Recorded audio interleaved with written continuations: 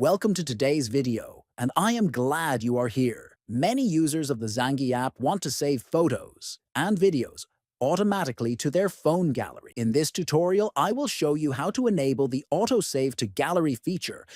First, open the Zangi app on your phone. Next, tap on the Settings icon located at the bottom right corner. Then, within the Settings menu, find and select the Chat option. Finally, scroll down until you find the option called Auto Save to Gallery and switch it on. This will make sure that any images or videos you receive in chats are saved directly to your phone's gallery. Enabling Auto Save to Gallery in Zangi is quick and easy by adjusting a few settings, and it ensures your media is always stored safely on your device.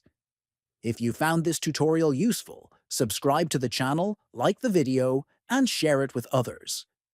Thank you for watching, and see you in the next guide.